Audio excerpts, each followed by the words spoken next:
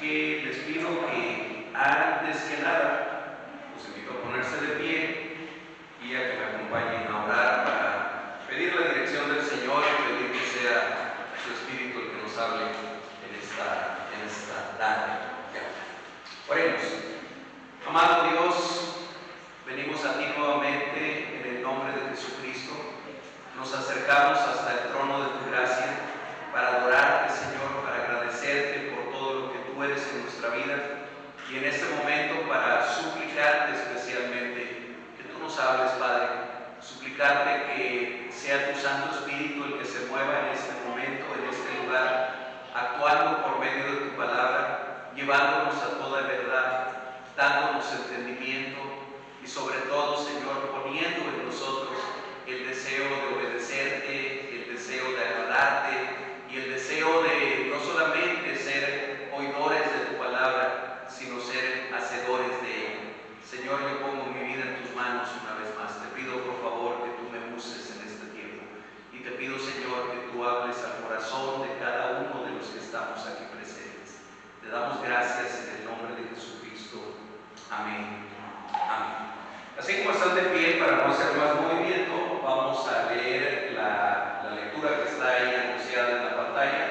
Juan capítulo 15, leeremos de los versículos 1 al 17, aunque no voy a estar predicando de todo ese pasaje porque es muy largo, pero vamos a leer. Juan 15, 1 al 17, haremos la lectura de manera alternada. Yo comienzo en el 1 y nos unimos todos en el 17. Amén. ¿Estamos listos? La palabra de nuestro Dios dice así: Yo soy la vid verdadera y mi Padre es el labrador.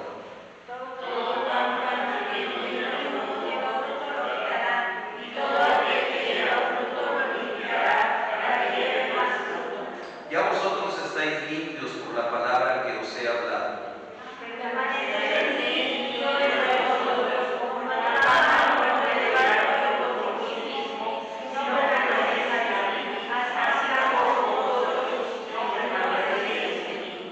Yo soy la vid, vosotros los pámpanos.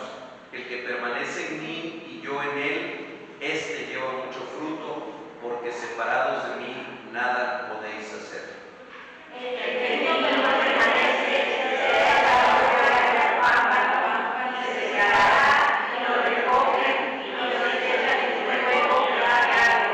Si permanecéis en mí y mis palabras permanecen en vosotros, pedid todo lo que queréis y os será hecho.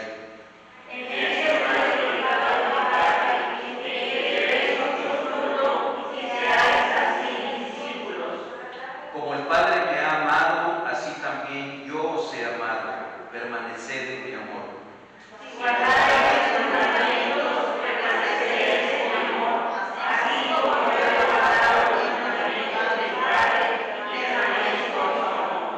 Estas cosas os he hablado para que mi gozo esté en vosotros y vuestro gozo sea cumplido.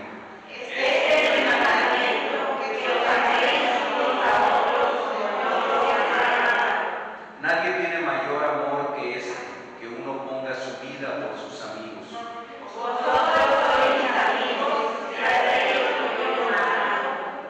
Ya no os llamaré siervos, porque el siervo no sabe lo que hace su Señor, pero os he llamado amigos, porque todas las cosas que oí de mi Padre os las he dado a conocer.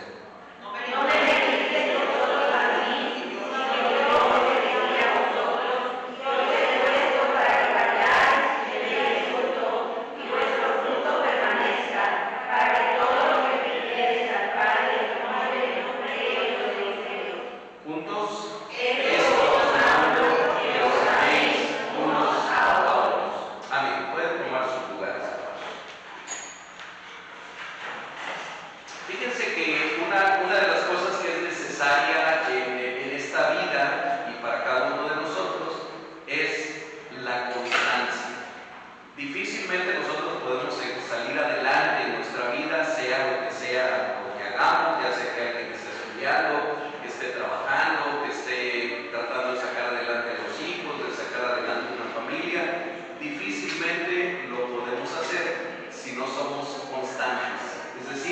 si no somos perseverantes en lo que hacemos.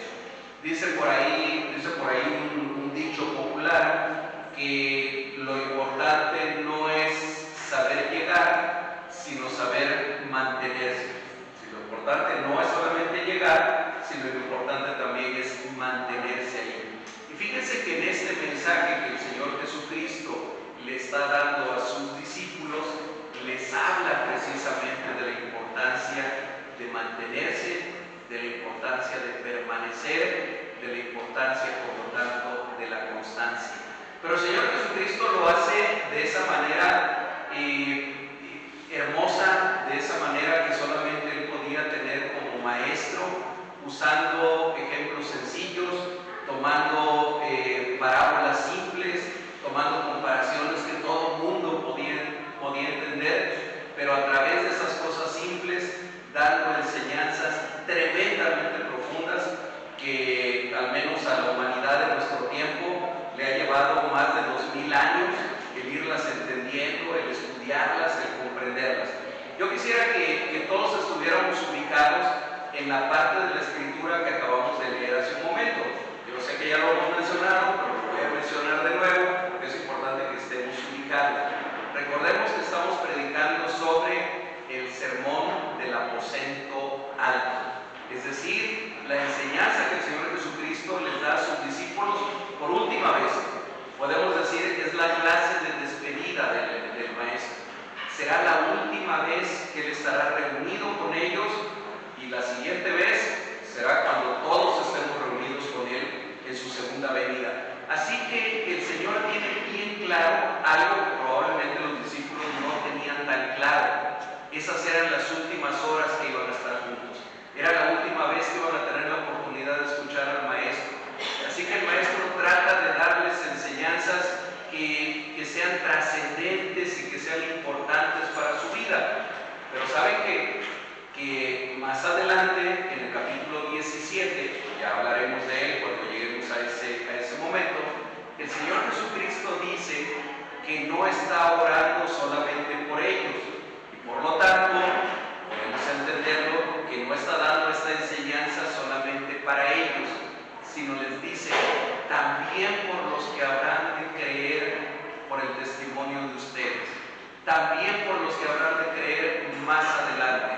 Entonces sabemos que cuando Jesús está enseñando esto, no tiene en mente solamente aquellos 12 hombres, bueno 11, porque Judas ya no estaba, Judas ya había salido. No está pensando solamente en esos 11 hombres, está pensando en ustedes y está pensando en mí. Es decir, que esta enseñanza realmente, aunque se la dio en un momento histórico a aquellos 11 hombres, pero en realidad era para nosotros también. Y el Señor Jesucristo toma una parábola, porque realmente es una parábola, esto que acabamos de leer ahorita, tomando un ejemplo que para sus oyentes era muy común, pero que para nosotros que somos de México, que somos de Jalapa, no es tan común. Si yo tuviera que contextualizar este texto y contextualizarlo a nuestra época y al lugar a donde estamos, yo en lugar de hablar de la vid, hablaría del cafetal, ¿verdad? Y en lugar de hablar de las uvas, preferiría yo hablar de los granos de café, porque eso es mucho más común para nosotros. Pero como no tengo la libertad de andar cambiando la palabra de Dios, voy a hablar de la vid y voy a hablar de las uvas. Pero el Señor Jesucristo tomó un ejemplo de algo que era muy común para los que lo estaban oyendo. En aquella región llamada Palestina, en lo que hoy está en Israel, había algunos cultivos, había algunos árboles que eran tremendamente conocidos y que todo el mundo sabía de qué estaban hablando cuando hablaban de ellos. El olivo, todo el mundo sabía lo que eran los olivos. Yo ni siquiera sé si he visto alguna vez un árbol de olivo. Son los que dan las aceitunas. Yo las aceitunas nada más las veo en el mesado cuando mi esposa las usa, y no es mi comida favorita tampoco. Pero bueno, los olivos eran tremendamente comunes en aquel lugar. Las higueras, creo que tampoco conozco los árboles de higos, pero bueno, las higueras eran muy conocidas ahí. Y la tercera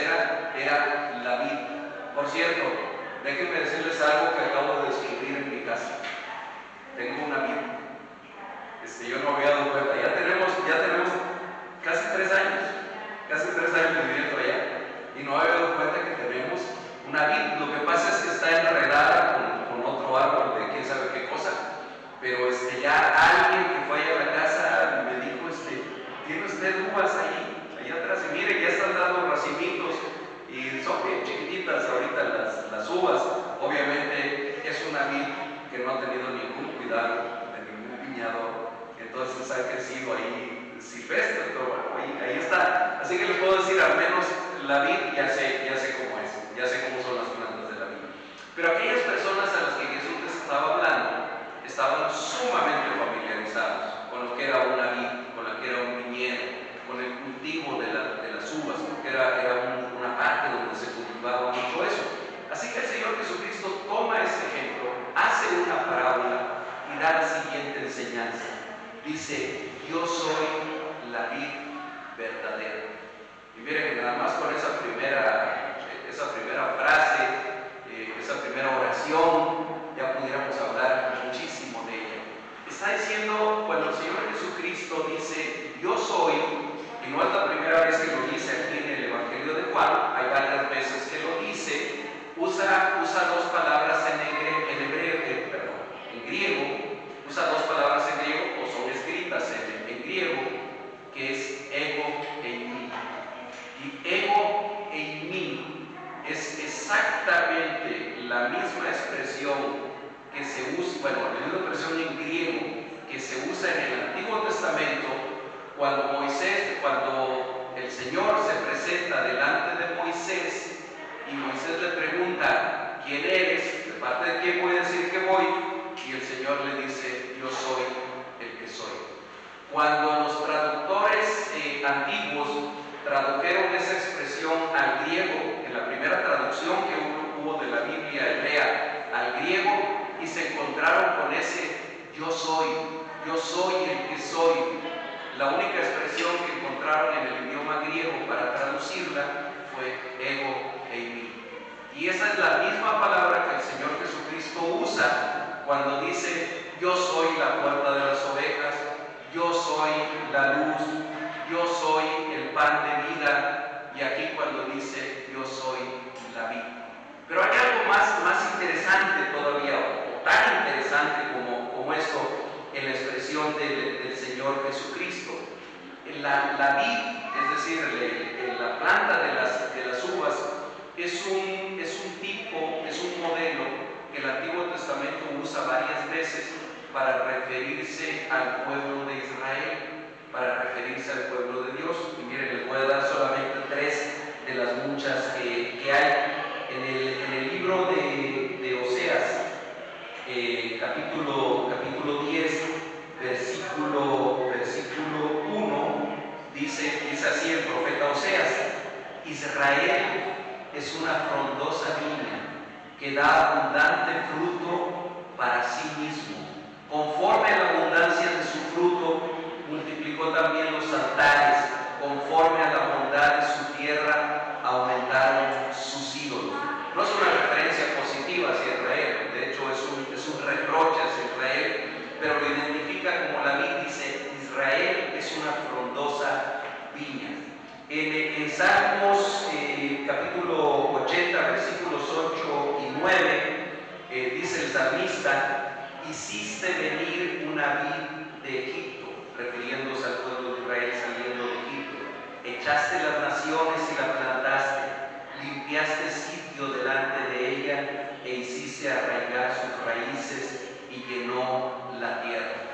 Isaías capítulo 5, versículos 1 en adelante: ahora cantaré por mi amado, el cantar de mi amado a su viña.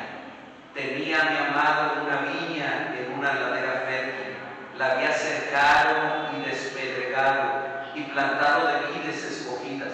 Había edificado en medio de ella una torre y hecho también en ella un lagar, y esperaba que diese uvas, y dio uvas silvestres. En el Antiguo Testamento, Israel es, en un sentido alegórico, es la vid que, siendo plantada y siendo cuidada por Dios,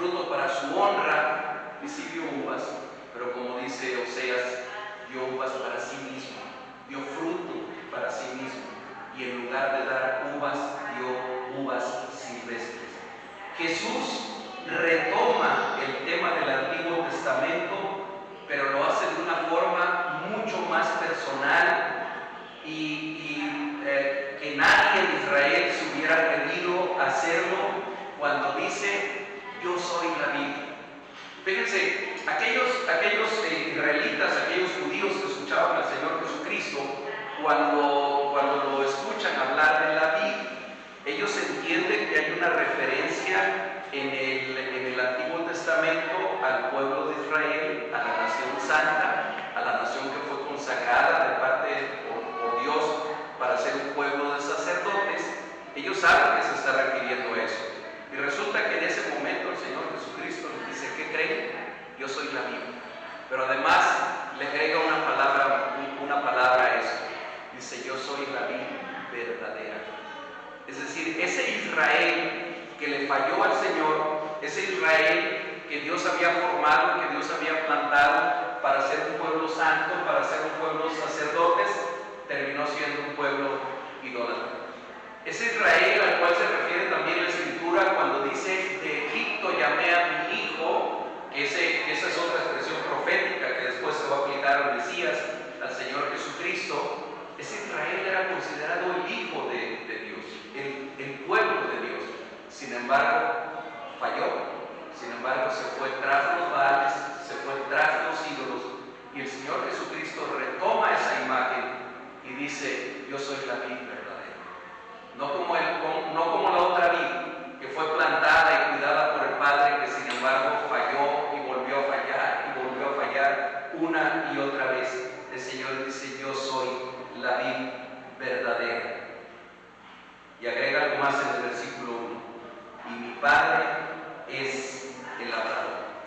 ¿Qué quiere decir esto de que el Padre es el labrador? ¿Qué es lo que nos está diciendo aquí el Señor Jesucristo? Bueno, enseguida el Señor Jesús pasa a establecer que la relación entre Él y el Padre, si Él es la vid verdadera, entonces el Padre no puede ser sino el labrador, sino el que plantó esa vid. Esta vid verdadera fue enviada por el Padre, fue plantada por el Padre.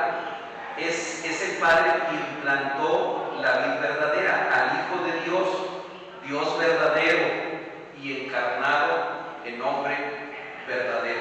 Es también el Padre quien como labrador cuida de toda la viña, incluidos los pámpanos o las ramas, limpiándolas y levantándolas cuando es necesario levantarlas.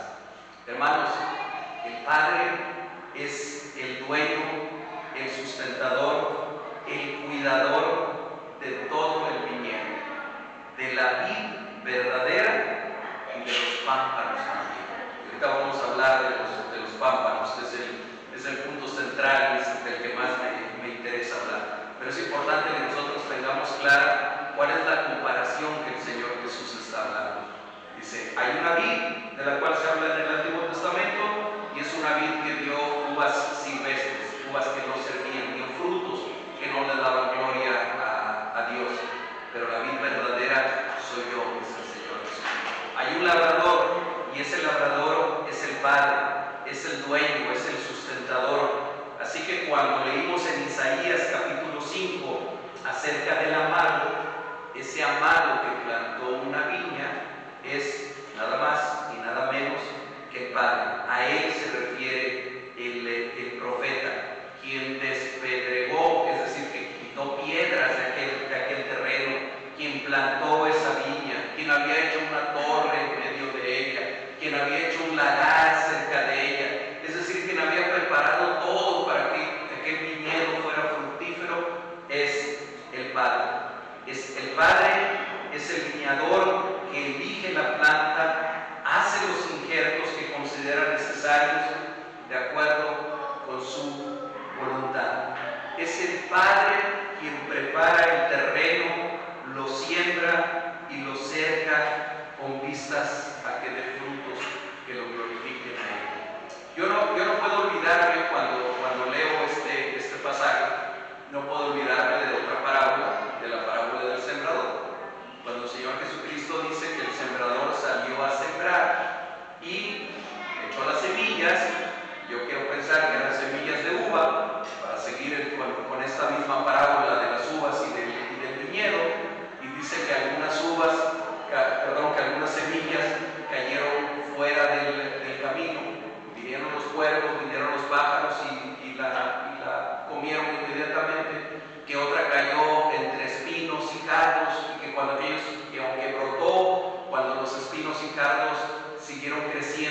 la ahogaron, que otra parte de la semilla cayó entre piedras, cayó en tierra llena de piedras, y aunque brotó, pero no tenía forma de echar raíces, y cuando salió el sol la secó completamente.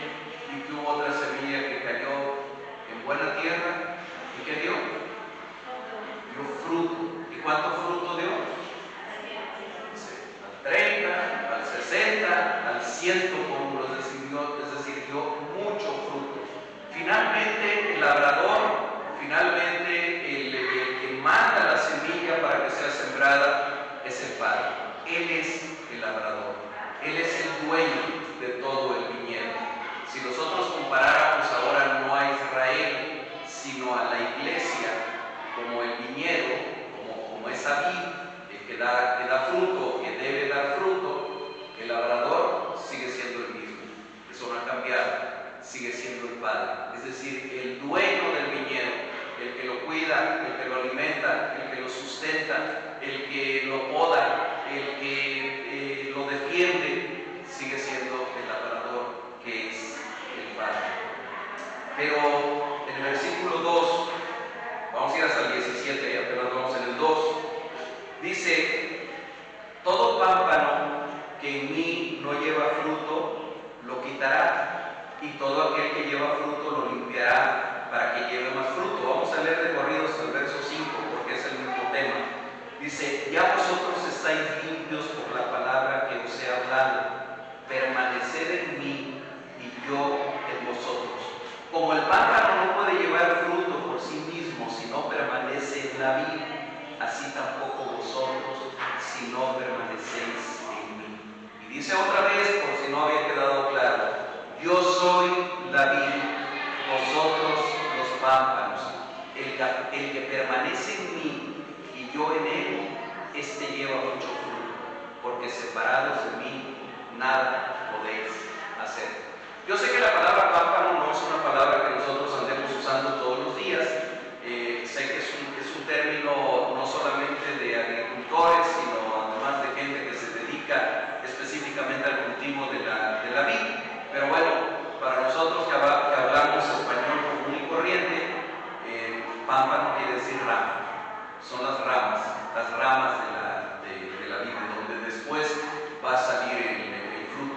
En términos generales, sin meternos con muchas explicaciones agrícolas, eso es un pámpano. Y en otras palabras, aquí el Señor Jesucristo le está diciendo a los discípulos: si yo soy la vid, ustedes son las ramas. Hermanos, meditemos un poco en lo que eso significa. Una rama de cualquier árbol es parte integral del árbol. Una rama de un árbol de naranjo es una rama que lleva la misma información genética, el mismo ADN, las mismas características que tiene el tronco y que tienen las raíces de aquel árbol. Si ustedes y yo somos ramas del Señor Jesucristo, el Señor nos está diciendo aquí que nosotros tenemos el mismo ADN espiritual, tenemos la misma información espiritual, tenemos el mismo contenido que tiene el mismo Señor Jesucristo, que es la vid verdadera. Y le dice a los discípulos y nos dice a nosotros también: yo soy la vid, pero ¿saben qué? Ustedes son los pámpanos. Ustedes son la parte de la vid que tiene que llevar fruto, la parte de la vid que tiene que fructificar. Esas son ustedes. Me voy a regresar al versículo 2, ya una vez dejado establecido quiénes son los pámpanos y a quién se refieren los pámpanos. Dice: todo pámpano que en mí no lleva fruto, lo quitará, y todo aquel que lleva fruto, lo limpiará para que lleve más fruto. Fíjense que hay alguna discusión teológica entre algunos comentaristas de este pasaje en cuanto a qué se refiere el Señor Jesucristo con los pámpanos que no llevan fruto.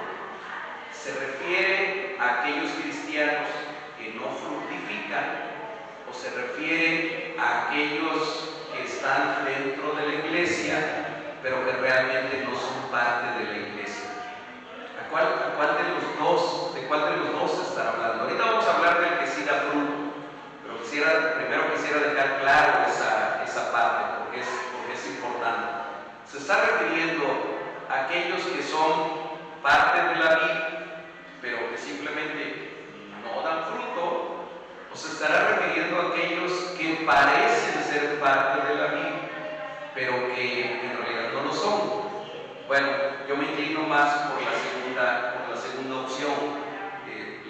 Cristo. Ahorita vamos a regresar otra vez a esa parte. Dice, perdón porque perdí el pasaje, es más adelante. Ok, a ver si me pueden ayudar a encontrar a donde dice que serán arrancados y serán echados en el fuego. Ok, versículo 6. El que en mí no permanece será echado fuera como pámpano y se secará, y los recogen y los echan en fuego y arden. Esto parece hablar del fuego del infierno, parece hablar de la condenación eterna, de la destrucción eterna. Y eso me lleva a pensar en que el Señor Jesucristo no está hablando de creyentes, sino está hablando de quienes no son creyentes.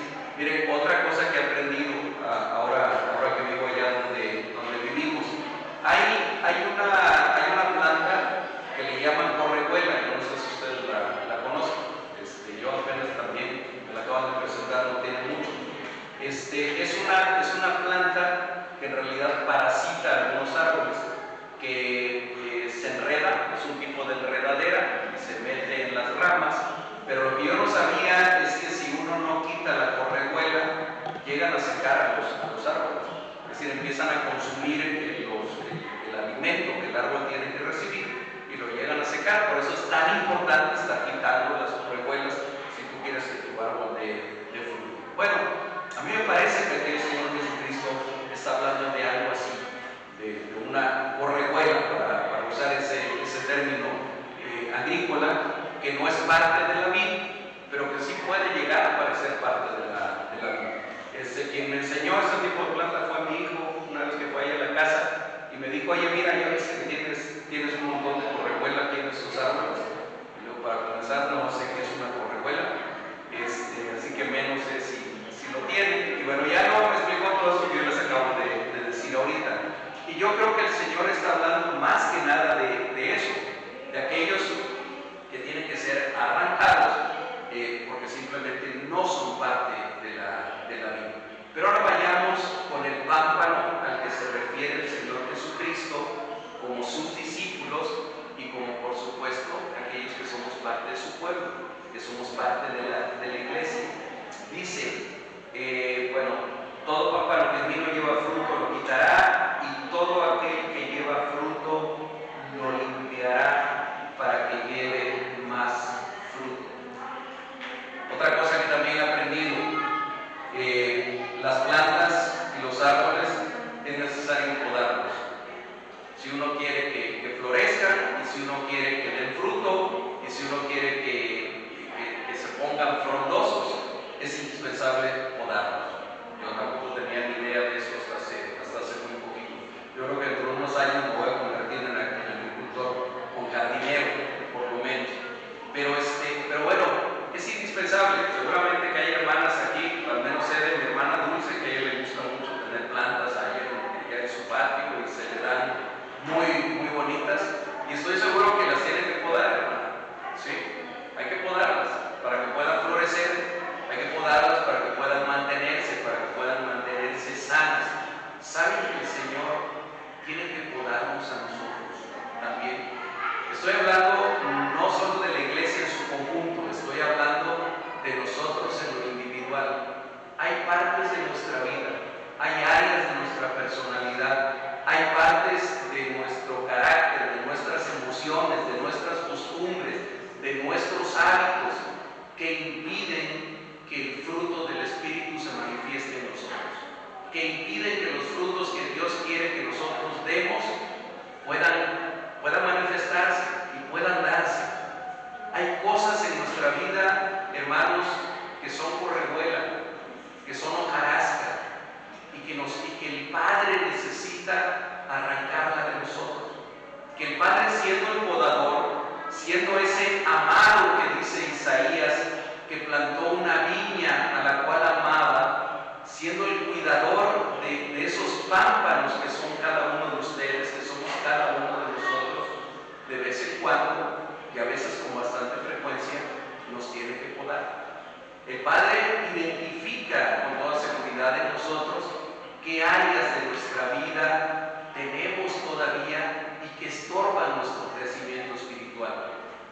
estorban el que nosotros demos fruto. Y estoy seguro que en cada uno de nosotros la correduela es diferente, la hojarasca es diferente. Algunos luchamos con el orgullo, otros con la pereza, otros con la envidia, otros con la codicia, otros con el materialismo, otros con el pecado, otros con el adulterio, otros con la pornografía, otros con la inmoralidad en general, otros con las mentiras, otros con el espíritu de crítica, con la intolerancia. Hermanos, yo espero que nadie se sienta aludido de nada, porque por supuesto que no hablo de nadie. Si acaso a lo mejor hablo de mí, porque varias de esas cosas las identifico en mí mismo, pero Dios conoce el corazón de cada uno de nosotros tan íntimamente como el labrador conoce ese viñedo, tan íntimamente como el labrador quiere cuidar de ese viñedo y de esos pámpanos. Y hermanos, sin lugar a dudas, que ese Padre amoroso, que ese labrador amoroso y cuidadoso de su viña, la va a podar cuantas veces sea necesario. Y hay veces que cuando el Señor tiene que podar esta viña, tiene que podar estos pámpanos, hay veces que nos duele, porque a veces amamos la hojarasca, a veces amamos la correduela, a veces son hábitos que están tan arraigados en nosotros y que nos dan tanto trabajo dejarlos. Entre más edad tenemos y tenemos malos hábitos, es más difícil dejar los malos hábitos y adquirir un hábito bueno. Tenía un compañero en el hospital, ahí en el Seguro Social, que decía, perro viejo no aprende truco nuevo. Ese era su dicho con mucha frecuencia, lo usaba mi amigo. Y expresaba algo de la sabiduría popular, ¿verdad? Alguien que ya está hecho de determinada manera, ya no cambia. Dice por allá otro dicho, árbol que crece torcido, nadie su rama endereza. Pero nosotros sabemos que Dios echa abajo todos esos dichos. Los echa abajo y demuestra una y otra vez que Él hace nuevas todas las cosas y que Él le llama a lo que no es como si fuera, y que en Él, dice su palabra, en Él todo es sí y todo es amén. Así que si tú estás luchando con algún hábito que no has podido dejar y que es parte de lo que el Padre tiene que podar en tu vida, hermano, hermana, ponlo delante del Señor y dile: Señor, aquí está esta parte de mi personalidad con la que yo simplemente no puedo, con la que, mira, he tratado de cambiarla un montón de veces, he tratado de quitar esto de mi vida y no puedo, y vuelvo a lo mismo. Hermanos, el podar la viña, el podar el pámpano, no es tu tarea, es tarea del Padre. Él es el que lo hace, no eres tú. Es cierto que hay cosas que están tan arraigadas en nuestra vida que difícilmente nosotros tenemos la capacidad o tenemos la fuerza o la constancia para quitarla. Yo no sé, yo les voy a compartir, me voy a confesar ahorita aquí delante de todos y luego en Facebook, se está pasando en Facebook. No se preocupen, nomás era para que despertara no voy a hacer ninguna confesión dramática. Pero sí les voy a decir de un mal hábito que yo tengo. Me gusta ver noticias. Me gusta ver las noticias. Es más, voy a confesar un pecado peor porque veo a Loreto Mola en las noches. Sí. Y miren, luego cada vez que termino de ver las noticias, digo: Señor, ¿qué hago yo viendo eso? Es bien negativo, pero si ustedes quieren que es un hábito, miren, les pido que me ayuden a orar porque es uno de los hábitos que yo necesito quitar. Y ahí estoy, por ahí de las 9 de la noche. Déjenme decirlo, nosotros no tenemos televisión en la casa, bendito sea Dios, pero tenemos internet y ahora con el celular, pues uno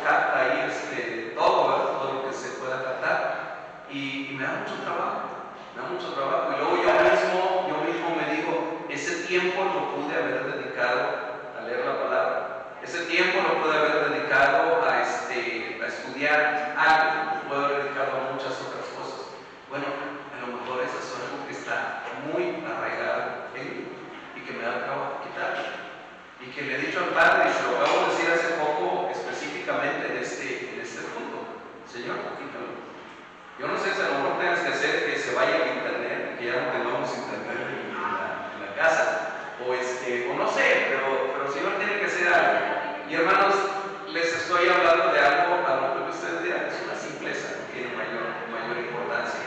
Pero saben que tengo otras cosas en mi vida que son más importantes y que no puedo decir aquí, que no podría a lo mejor yo hablarlas, que no sería edificante, pero que el Señor sí las conoce y con las cuales lucho todavía y con las cuales me tengo que enfrentar y tengo que pedirle al Señor: Señor, esto necesito que lo quites de mi vida, necesito que cambies esto en mi carácter, necesito que cambies esto en mi personalidad. Yo estoy seguro que cada uno de ustedes, hermanos, está luchando con cosas así. Amados hermanos, no es tarea de ustedes quitarlo. No es del que quiere, ni es del que corre, lo acabamos de ver relacionado con la salvación, sino del que Dios tiene misericordia. Bueno, el cambio que necesita ver en nosotros, esa podada que el Señor necesita hacer, tampoco la hacemos nosotros, la hace Él. ¿Qué es lo que nosotros tenemos que hacer? Señor, permíteme identificar esas partes de mi vida, permíteme identificar esas partes de mi carácter, darme cuenta para que entonces yo pueda orar con conocimiento, que pueda orar con entendimiento y decirle: Señor, aquí está esto en lo que por favor necesito que tú trabajes en mi vida.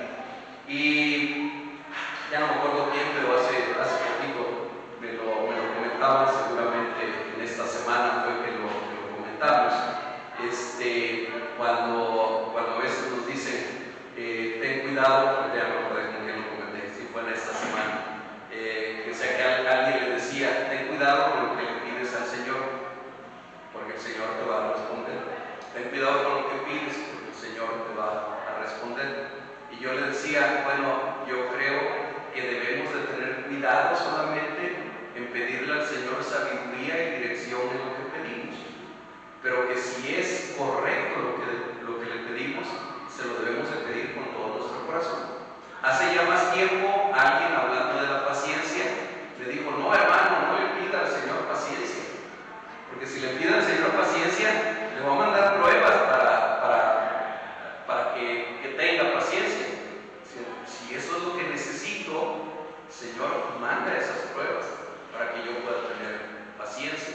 Manda esas pruebas para que yo pueda tener amor. Manda esas pruebas para que yo pueda serme humilde. O sea, no debemos de pedirlo con miedo, porque no le estamos pidiendo a un Dios que no nos ame. No le estamos pidiendo a cualquier persona, le estamos pidiendo a nuestro Padre amoroso, al Padre que tiene el mayor cuidado con nosotros. El Padre que dijo en alguna parte de la Escritura: ustedes son como la niña de mis ojos. Así, a Él es al que le estamos pidiendo. Dios nunca va a venir y nos va a dar dos bofetadas para que aprendamos. Hay veces que Dios tiene que hacer cosas en nuestra vida que nos duelen, cosas en nuestra vida que a veces nos hacen llorar probablemente, pero cuyo resultado es para bendición, cuyo resultado es para bien en nuestra vida. Entonces, por eso el Señor Jesucristo les decía a sus discípulos: mi Padre es el labrador y mi Padre necesita podarlos a ustedes. Dice: todo aquel que lleva fruto lo limpiará para que lleve más fruto. Y vean qué hermoso lo que dice el versículo 3: ya vosotros estáis limpios por la palabra que os he hablado. Es la palabra de Dios la que nos limpia, es la palabra de Dios la que nos purifica, es la palabra de Dios el instrumento que Él usa, que usa el Espíritu Santo para que nosotros seamos limpiados. El pecado, amados hermanos, ya no tiene más poder sobre nosotros, ya no tiene más poder de condenación. No hay ninguna condenación para los que están en Cristo Jesús. Ya no hay más condenación para nosotros. Hemos sido limpiados por la sangre de Jesucristo. Pero ahora hay otras cosas en nosotros que necesitan ser quitadas, que necesitan ser tratadas todavía, en las cuales el Señor, el labrador, necesita trabajar día tras día en nosotros. Dice el versículo 4, con esto voy concluyendo, dice el Señor Jesucristo: permaneced en mí y yo en vosotros.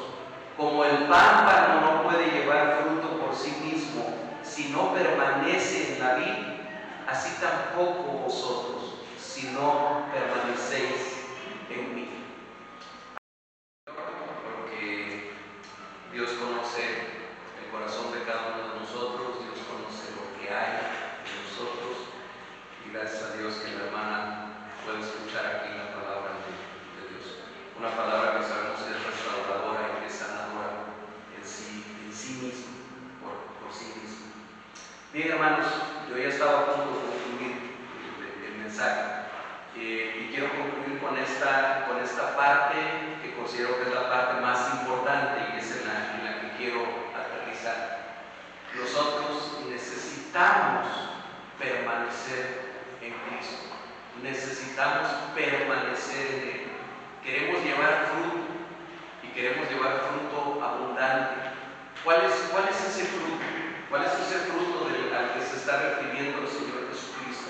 ¿Cuál es ese fruto que le pide a los discípulos o que les dice a los discípulos que el Padre quiere que ellos lleven en abundancia? Ese fruto es el fruto del Espíritu. ¿Y cuál es el fruto del Espíritu? El fruto del Espíritu es amor, gozo, paz, paciencia, bondad, benignidad, templanza, mansedumbre, fe. Ese es el fruto que el Señor quiere que nosotros demos. Porque, amados hermanos, cuando nosotros damos ese fruto en nuestra vida, cuando nuestra vida refleja el amor, el gozo, la paz, la bondad, la benignidad, la templanza, la mansedumbre, cuando se refleja eso en nuestra vida, ¿saben quién es glorificado? El Padre. ¿A quién le lleva gloria todo el fruto que nosotros podamos dar? Al Padre.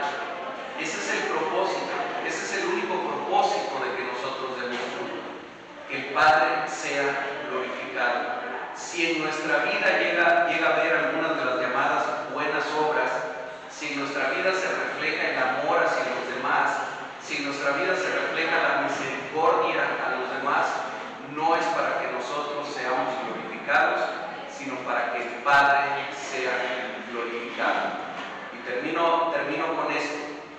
¿De qué depende que nosotros demos fruto?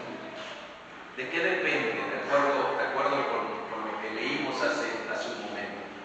Están pegados a la vid, permanecer. De permanecer, de estar pegados, decía Carlos, de estar pegados a Él. Hermanos, ni el ser podados, ni el llevar fruto tampoco es algo que dependa de nosotros. No es que nosotros digamos, ahora sí voy a dar fruto, ahora sí voy a dar fruto. Es como si la vid dijera, ahora sí voy a empezar a dar un montón de uvas. No, lo único que aquel pámpano, que aquella rama necesita para dar fruto es estar pegado en la vid. Es recibir de la savia que la misma vid está produciendo. Eso es lo único que necesita. ¿Qué es lo único que nosotros necesitamos para dar fruto? Hermanos, permanecer en Cristo. Y por eso el Señor Jesucristo le insiste en esta última plática con sus discípulos: permanezcan en mí, permanezcan en mi amor, porque separados de mí nada podéis hacer. Así que lo que nosotros debemos de buscar, y debemos de buscar con ahínco y debemos de buscar con insistencia, es permanecer en Cristo. ¿Y cómo permanecemos en Cristo? Que a lo mejor esa sería la siguiente pregunta que alguno se haría. Ok, tengo que permanecer en Cristo. ¿Cómo permanezco en Cristo? Permanecemos en Cristo cuando lo obedecemos a Él. Y Él dice: si me aman, guarden mis mandamientos. Y todo lo que pidieren al Padre en mi nombre les será hecho, obedeciéndolo a Él. Pero ¿cómo podremos obedecerlo? ¿Cómo podremos obedecer sus mandamientos si no los conocemos? ¿Y cómo vamos a conocer sus mandamientos si no leemos la Biblia? Así que yo les diría, una de las formas de permanecer en Cristo es hacernos asiduos lectores, asiduos estudiantes de su palabra. Que su palabra llene nuestra vida, que su palabra impregne nuestra vida. ¿De qué otra forma permanecemos en Cristo? Estando en comunicación con Él. Quienes de aquí somos casados, quienes de aquí vivimos en matrimonio, sabemos cuán importante es la comunicación en un matrimonio. Cuán importante es el hablarse, es el estarse comunicando. Si en una relación humana, como es el matrimonio, es importante, en una relación divina, como es mi relación con mi Señor Jesucristo, es mucho más importante estar en comunicación diaria y permanente con Él. ¿Y cómo estamos en comunicación con Él? Orando, ¿verdad? Por medio de la oración. ¿De qué otra manera también? Bueno, haciendo esto que este grupo hemos hecho este domingo, venir y congregarnos, venir y alabar juntos. Por cierto, hoy las alabanzas, creo que siempre digo lo mismo, cada domingo me parece así, pero hoy las alabanzas fueron hermosas verdaderamente. Hubo cantos que a mí me hicieron sentir la presencia de Dios. No es que la presencia de Dios dependa de cómo me sienta yo, pero los cantos fueron hermosos. Venir y congregarnos, venir y adorar juntos, venir y saludarnos. Me encanta el tiempo de la bienvenida, donde cada quien sale de su lugar y le damos una vueltecita a este pequeño salón para saludarnos, para abrazarnos. Esa es la coinonía de que habla la palabra de Dios. Es una forma de permanecer en Cristo.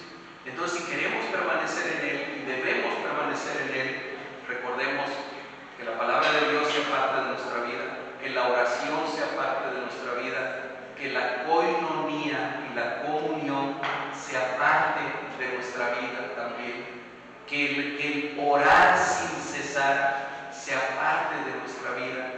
Y entonces, amados hermanos, el fruto va a venir, el fruto se va a dar.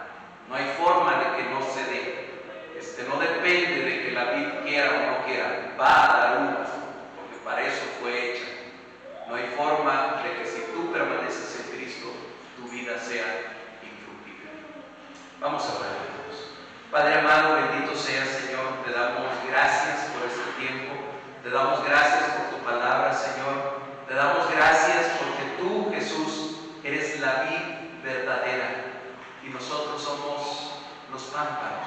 Somos esas ramas, Señor, que se desprenden de ti y que solamente tienen esperanza y que solamente tienen sentido estando unidas a ti. Ayúdanos, por favor, para que nosotros permanezcamos en ti. Ayúdanos para que permanezcamos unidos a ti y para que al hacerlo haya fruto en nuestra vida y que ese fruto le dé gloria al Padre y te dé gloria a ti también, Señor.